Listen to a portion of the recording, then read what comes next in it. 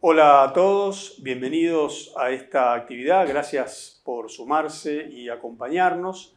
En esta ocasión vamos a conversar en unos minutos muy breves sobre una técnica de biología molecular que es la PCR, que es la sigla en inglés de reacción en cadena de polimerasa, que tanto espacio ha ganado en esta pandemia, tanto la hemos escuchado, pero en este caso vamos a ver cuál es el rol de la PCR en el diagnóstico de la endocarditis infecciosa cuando los cultivos convencionales no nos ayudan a llegar al diagnóstico. Y para eso vamos a primero a escuchar al doctor Pablo Fernández Océs. Pablo es médico infectólogo, trabaja en mi coequiper en el ICBA y además trabaja en los centros médicos del doctor Daniel Estambulián.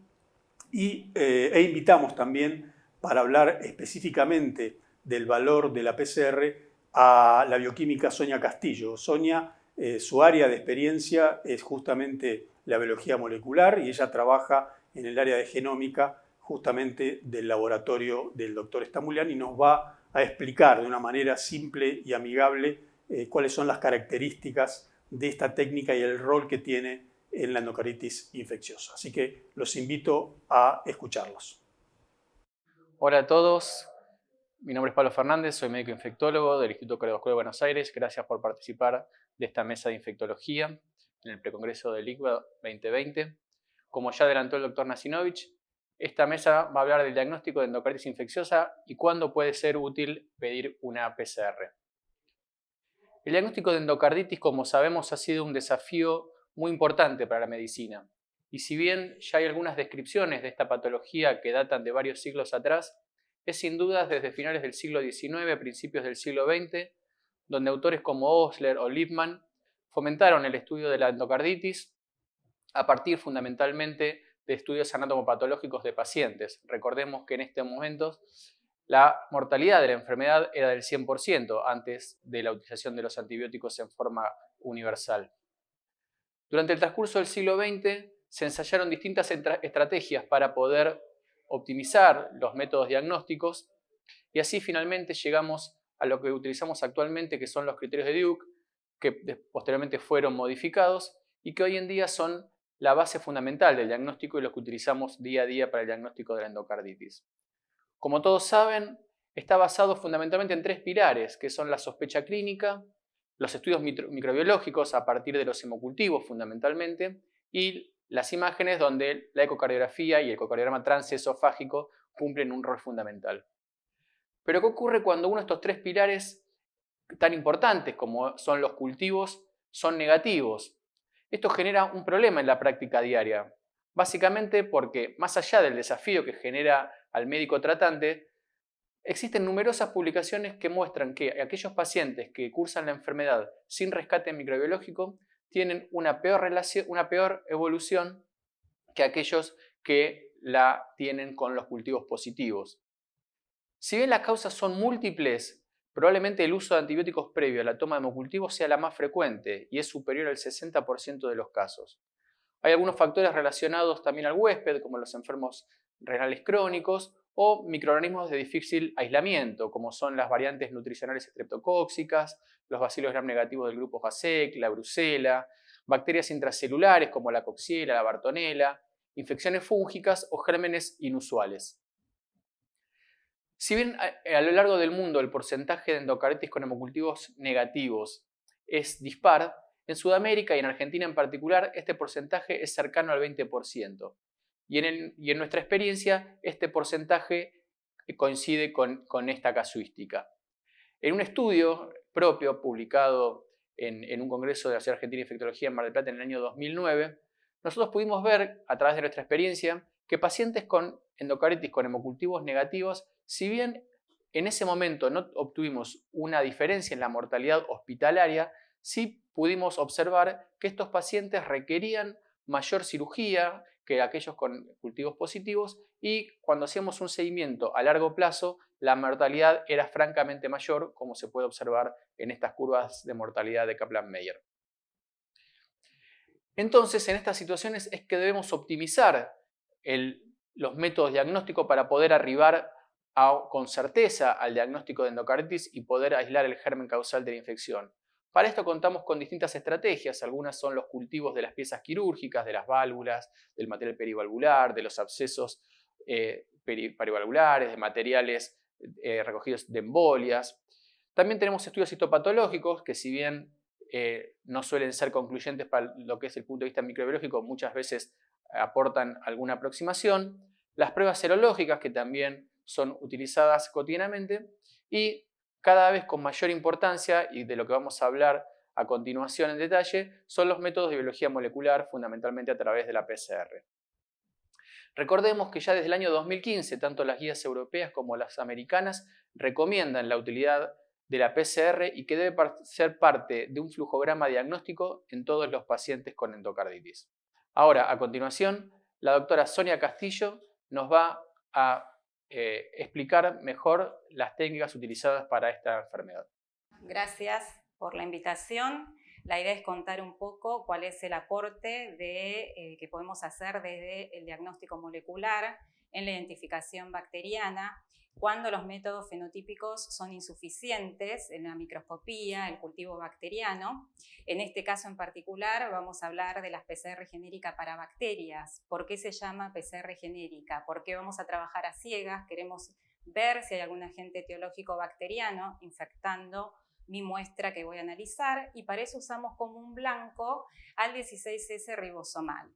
¿Por qué usamos al 16S ribosomal? Porque está en todas las bacterias presente y también porque tiene regiones altamente conservadas y regiones altamente variables. ¿Qué significa esto?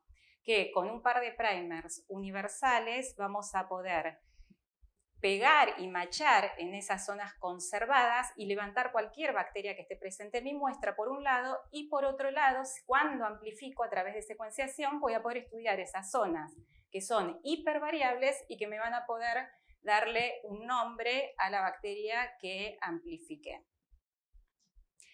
El proceso general lleva 3 días y es detectable de manera práctica. Acá les muestro, en el día 1 recibimos la muestra, tiene que ser de sitios estériles. Hago mucho hincapié en la toma de muestra bajo condiciones de esterilidad, el transporte también y la conservación en frío. Pensemos que es una PCR genérica que me va a levantar no solo mi agente etiológico, sino también flora habitual y posibles contaminantes que haya en la toma. El primer día vamos a hacer la extracción de ácidos nucleicos para que queden libres y hacer la amplificación que les conté de ese gen que codifica para el 16S ribosomal. Al segundo día vamos a ver si hay producto o no, si tuvimos amplificación o no. Si no hubo amplificación, con todos los controles adecuados de calidad de muestra y de PCR, vamos a informar ya que la muestra es negativa, hay ausencia de bacterias, y si es detectable debemos secuenciar para saber qué microorganismo es el que está infectando mi muestra. Entonces, al día siguiente, el tercer día, vamos a hacer la edición de secuencias y vamos a hacer la identificación. Bueno, acá salió tapado, pero abajo se ve el electroferograma como a modo esquemático. Esta es una válvula que secuenciamos. Tenemos una secuencia nucleotídica que va a ser específica del microorganismo que vamos a levantar por esta PCR, y esa secuencia nucleotídica lo vamos a ingresar en bases de datos que son de acceso público. Nosotros usamos el NSBI de PubMed y usamos el Ribosomal Database. Estas son herramientas bioinformáticas que nos permiten ingresar esa secuencia nucleotídica, esa secuencia de letritas que tuvimos, machea con miles de secuencias que nosotros tenemos ingresadas de bacterias para dar como resultado lo que llamamos un BLAST. En el BLAST vemos un porcentaje de identidad, un nivel de cobertura, un nivel de confianza que nos va a permitir detectar la bacteria que está presente en mi muestra. En este caso les traje el caso de un Tropheriма Whippley que estaba causando endocarditis. Esto fue resultado de un estudio de una válvula cardíaca. No siempre nosotros tenemos la detección de género y especie cuando estudiamos las muestras. El 90% aproximadamente de las veces detectamos género, entre 65 y 91% detectamos especies. Ahí está el algoritmo de identificación, en donde hay criterios. El 99% de identidad necesitamos, para especie el 99% 7% para género y por debajo de 95 no vamos a poder detectar. Contamos con genes accesorios, se los comento porque muchas veces en nuestros informes salen el estudio de genes accesorios para complementar el estudio de identificación. Haciendo un poco de cronología, en el 2017 nosotros presentamos en SADI la puesta a punto de esta PCR genérica con el fin de colaborar en el diagnóstico con resultados exitosos.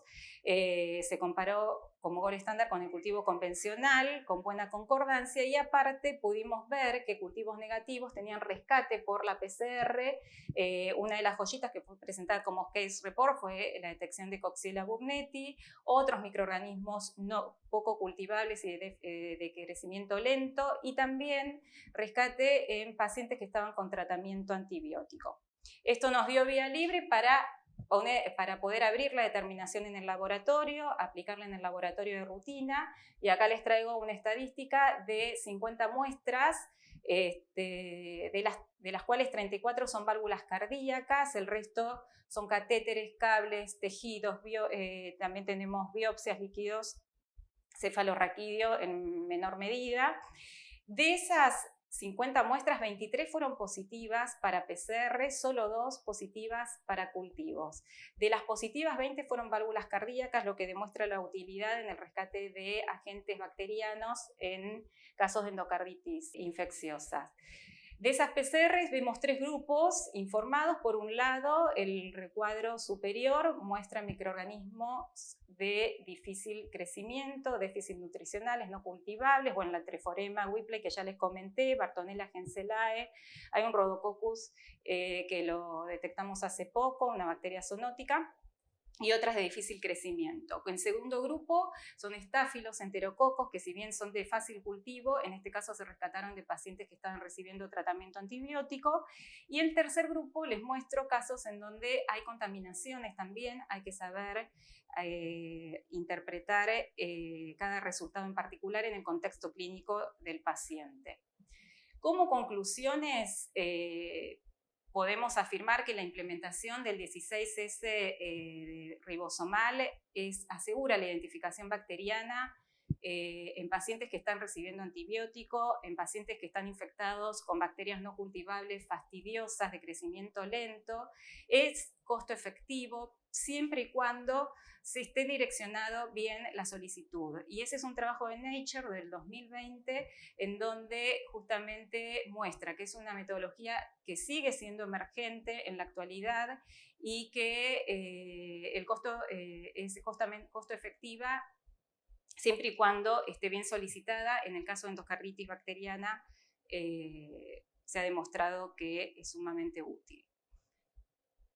Y les comento, me quedan unos segundos, que nosotros intentamos cuando arrancamos a hacer esta metodología, el estudio en sangre entera, en hemocultivos, era sumamente útil también para el diagnóstico de endocarditis, pero no logramos hacerlo directamente de botella porque es inhibitoria la botella de hemocultivo. A futuro estamos tratando de validarlo directamente en sangre entera fresca.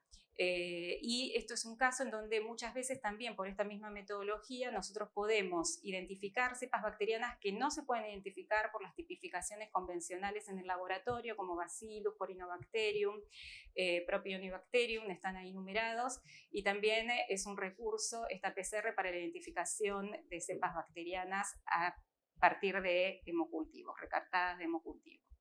Esto es todo y bueno, dejé mi mail al principio por si hay alguna duda, consulta, para que me escriban.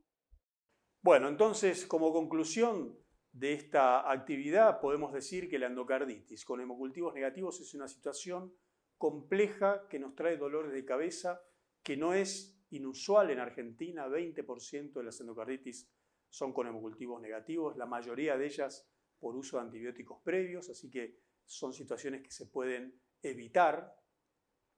Y es importante que cuando los cultivos convencionales no son de ayuda, contamos con otras herramientas diagnósticas, entre las cuales la biología molecular, la PCR, es de una ayuda sustancial. Así que es importante que cuando tenemos pacientes con hemocultivos negativos, si van a ir a una cirugía, tanto a reemplazo valvular como a retiro de un cable de marcapaso, o de cardiodesfibrilador, importante decirle al microbiólogo que guarde un pedacito para que sea analizado por biología molecular en el lugar donde está el paciente o promover la derivación a centros que, como el nuestro, tienen amplia experiencia en este tema. Muchas gracias por acompañarnos.